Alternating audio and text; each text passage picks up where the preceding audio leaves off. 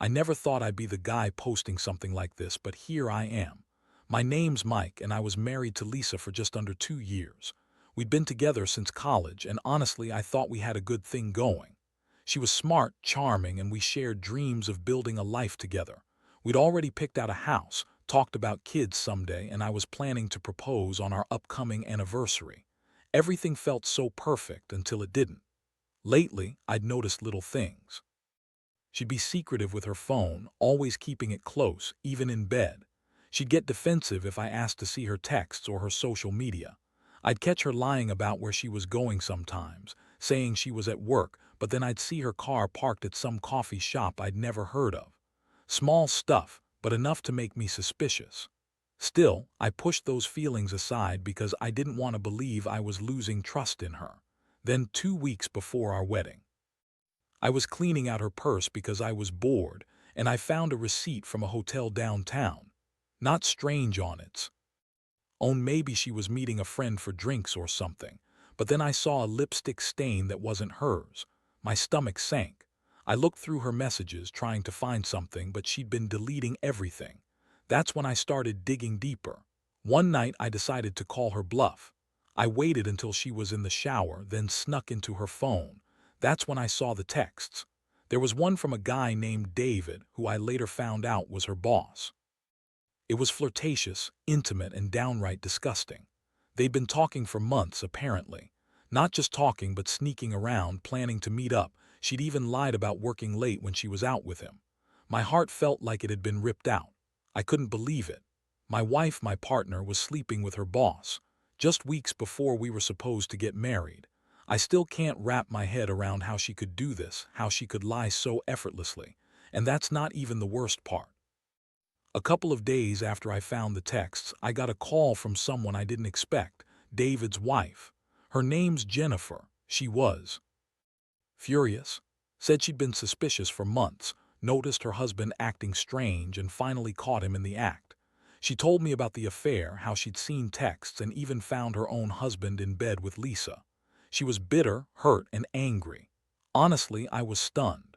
I never suspected David's wife, Jennifer, of even knowing about this mess. I thought it was just some secret fling between Lisa and David, but now I saw it was bigger. It was a full-blown affair, and everyone involved was lying through their teeth. I remember sitting on the couch just staring at my phone, trying to process everything. It felt like my world was collapsing. I kept asking myself how I missed all the signs, how I could have been so blind. I was furious. At Lisa for cheating, at David for being such a scumbag, and at myself for trusting her so blindly. But mostly I was hurt. Deep down, I felt betrayed. It wasn't just the cheating. It was the fact that she'd lied to my face for months, played me like a fool. All that time I thought we had something real. Turns out she was just using me as a backup while she played with her boss. It's sickening to think about her lying in our bed, smiling at me while she was planning her betrayal. I knew I couldn't just brush this under the rug. This was a disaster, and I had to confront her. But I also knew I needed time to think, to figure out what I wanted to do next. I never imagined I'd be in this situation, and honestly, I still don't know how I'll come out of it, but one thing is clear. My life is never going to be the same. The day I confronted Lisa was the worst of my life. I couldn't even sleep the night before, replaying everything I'd discovered, trying to figure out how she could do this to me, to us. I kept thinking about the years we'd spent together, the plans we made, the trust I had in her. It all felt like a house of cards ready to collapse. When morning finally came, I knew I couldn't just pretend I didn't know anymore. I needed answers, even if I already suspected what she would say. I waited until she came home from work. Her usual confidence dried, but I could see something was off the minute she stepped through the door. She was acting nervous, fidgeting with her purse, avoiding eye contact. I was seething inside, but I kept my voice steady. I called her out straight away. "Lisa, I need to talk to you. About us, about what I found." She looked at me with that fake innocence she always put on when she was trying to deceive someone. "What are you talking about, Mike?" she said, clutching her purse tightly. I could see the flicker of fear in her eyes, but she quickly masked it with a bitchy smirk. "I know about David, about the affair. Those texts you've been deleting, the hotel receipt, everything. Don't bother denying it. I've seen enough. Her face twisted into a defiant expression. "Oh, so now I'm a liar, really? You're just overreacting, it's just a sex thing, and honestly, I don't see what the big deal is. People cheat all the time." I was furious. How could she be so callous? It wasn't just cheating. It was the fact that she was trying to dismiss it like it was nothing. "Just a sex thing, do you hear yourself? You cheated on me with your boss, Lisa, just weeks before our wedding. How could you do this to me, to us?" She rolled her eyes, crossing her arms. "Look, Mike, I was under a lot of pressure at work. David and it just happened. It wasn't supposed to mean anything, and I sure as hell didn't think it would blow up this way." She was spewing her usual lies, trying to downplay everything. "You're overreacting. You're jealous, insecure. Honestly, I don't see why you're making such a fuss. It's not like I'm in a fall for him, it just happened. It was a mistake, one mistake." I stared at her, feeling a mixture of disgust and heartbreak. "A mistake? You think sleeping with your boss behind my back for months is just a mistake?" My voice cracked and I felt the tears welling up. I couldn't believe I was even having this conversation. I'd been so trusting, so in love. And now I was just a fool who got played. She shrugged, acting like she couldn't care less. "Look, I don't want to fight, Mike. I'm sorry. You're hurt, but it's not the end of the world. We can work through this, right? People make mistakes. Maybe we just need some time apart to figure things out." That's when I lost it. My stomach twisted and I felt an intense wave of anger. How dare she pretend this was just some minor slip-up? How dare she try to manipulate me into forgiving her? I told her to get out. I told her I needed space, that I couldn't be near her right now. She threw a fit, crying and yelling, calling me names, saying I was overreacting, that I was being unfair. But I didn't care. Nothing she said mattered anymore. The damage was done, and I knew I couldn't stay with her. Not after she lied and cheated so brazenly. That moment marked the beginning of a new chapter I didn't want to face. It hurt like hell, but deep down, I knew I had to cut ties with her if I ever wanted to heal. The woman I thought I loved had betrayed me in the worst way possible. The betrayal wasn't just about the sex. It was the lying, the sneaking around, the complete disregard for what we had. I felt broken, angry, lost. And yet I also knew I had to find a way to move on, even if it meant starting from scratch. After she stormed out that day, I was left standing there, feeling like I'd been hit by a truck. My mind was racing 1,000 miles an hour, trying to process everything. Her lies, her betrayal, the fact that I had trusted her with my life, only to find out she'd been playing me for a fool. I couldn't even sleep that night.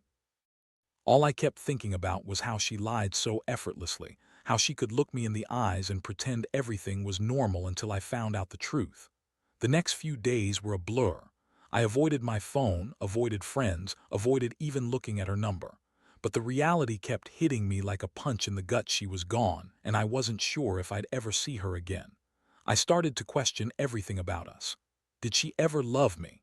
Was I just another placeholder in her life? Every moment I spent with her, I kept replaying, trying to catch some sign. I missed, but there were none. Just a woman who was willing to sleep with her boss behind my back and then lie about it. I decided I needed to get some space, so I moved into my parents' house for a while. I couldn't stand being in that apartment with her things still there, as if she might walk in any second. I spent days just sitting on the couch, staring at the walls, trying to figure out what my next move should be. I was angry, at her, at David, at myself for not seeing the signs. But underneath all that anger was an overwhelming sense of sadness. I'd lost the woman I loved, the woman I was supposed to marry. One day, I finally reached out to Jennifer, David's wife, who had called me earlier. I needed to hear from her directly, just to understand how deep this all went. We met for coffee at a quiet cafe nearby. She was bitter and hurt, but she also seemed to want closure. She told me how she'd suspected David was cheating, how she'd found the lingerie she never bought, how she'd caught him sneaking out late at night. And then she dropped the bomb that she'd confronted him in their house, caught him red-handed in bed with Lisa. Listening to her story, I felt my stomach turn. Here was this woman betrayed just like me, and yet she was so much more composed. She told me she'd finally cut ties with David, filed for divorce, moved out, and was trying to rebuild her life. She looked at me and said, "I don't want to see you hurt any more than you already are. But trust me, Lisa is not the person you thought she was." She's manipulative and selfish, and she doesn't care who she hurts. You deserve better, you really do." That was a wake-up call. Hearing her say that made me realize I wasn't going to let this define me. I'd been crushed, yes, but I also knew I had to take control of my own life. I decided I wouldn't chase her, wouldn't beg her to come back. She'd made her choice, and I needed to accept it. I started to think about what I really wanted. Did I want to stay with someone so fundamentally dishonest? Could I ever trust her again? Or was this the moment to move forward, to rebuild myself and find someone who genuinely cared? I started to seek out new hobbies, reconnect with friends I'd ignored, and even went to therapy to understand my feelings. It was a long road, and some days I'd wake up feeling like I'd never get over it. But I knew I had to keep pushing. The betrayal cut deep, but it also forced me to evaluate what I truly needed in life. I realized I deserved honesty, loyalty, and respect, not some life-filled marriage with a woman who could cheat behind my back and then lie about it to my face. That's when I made my decision. I was going to cut ties with Lisa completely. No more calls, no more texts, no more trying to understand why she did what she did. I was hurt enough. I needed to focus on myself, rebuild my confidence, and figure out what kind of life I wanted beyond the betrayal. I'd been a fool, but I wasn't going to stay one. I still believed in love, but I knew I had to start over, alone if necessary. And honestly, that was the hardest but most necessary step of all. The decision to completely cut her out of my life wasn't easy, but it was necessary. Every time I thought about reaching out, I reminded myself of how she lied, cheated, and dismissed what we had built together. The pain was still fresh, but somehow, I knew that holding onto her would only keep me stuck in that miserable place. So I blocked her number, deleted her from all social media, and started to focus on myself, something I should have done from the beginning, really. I threw myself into work, trying to drown out the emptiness inside. I also started seeing a therapist to help process everything: the anger, the heartbreak, the betrayal. It was weird at first. Talking about it made me feel exposed, vulnerable, but it also helped me see things more clearly. I started to realize that I'd given her so much of myself, and she'd thrown it all away for some fleeting sex affair with her boss. How could she do that? How could she be so bitchy, so manipulative, and so callous? Sometimes I'd get angry all over again just thinking about her sneering in my face that it was just sex, as if that made everything okay. Over time, I started to rebuild my confidence. I forced myself to accept that I deserved better, that I'd been a fool to trust someone so thoroughly. I realized I'd spent so much energy trying to fix something that was already broken beyond repair. The worst part was knowing she'd been lying to me the entire time, pretending everything was fine when she was out screwing her boss. That kind of betrayal changes you, no matter how much you try to brush it off. One thing I did that was a real turning point was confronting her friends. I needed to know if anyone else saw her true colors. Turns out, she'd been lying to her friends about us constantly, painting herself as the victim. They didn't know the full story, but some of them started to question her. That was a small victory, I guess, knowing I wasn't crazy for feeling betrayed. I also found out that David's wife, Jennifer, was going through her own hell, trying to piece her life back together after catching her husband in bed with my wife. That made me feel less alone in all this.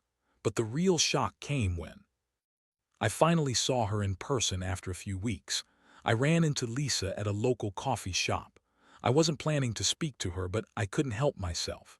Seeing her face, the way she looked at me like I was some obstacle she had to overcome, made my blood boil. I was no longer the guy who'd fall apart over her lies. I looked her right in the eyes and told her I knew everything.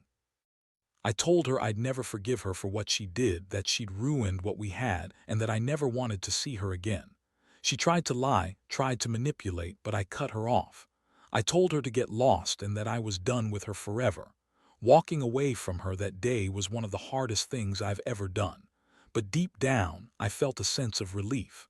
I was finally free from her bullshit. That moment I realized I'd been so caught up in the idea of us, the future I'd envisioned, that I'd ignored all the warning signs. But I was still standing. I was still breathing. and I was finally starting to believe I could move on. I won't lie, some nights I still think about her, about what I lost. But those thoughts are getting fewer and far between. I've learned a lot from this experience. Mainly that trust is fragile and you shouldn't give it away lightly.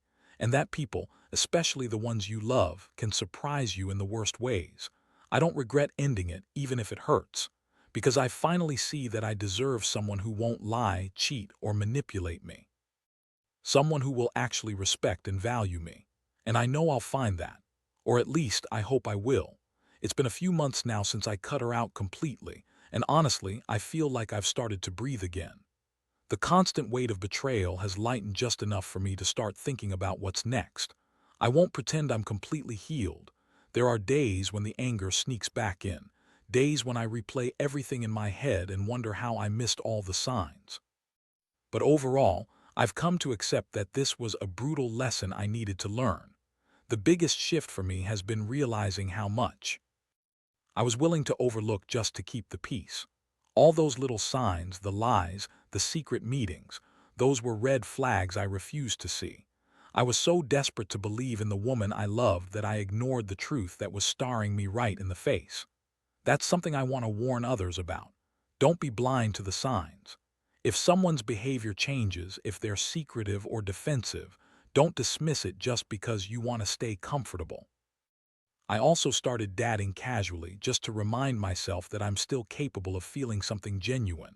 It's been a slow process. Trust doesn't rebuild overnight. But I'm learning to put myself first, to not let someone else's lies define me. I've realized that being alone isn't the worst thing in the world, especially when I'm finally free of toxicity and betrayal. It's a weird feeling, this independence, but it's also empowering.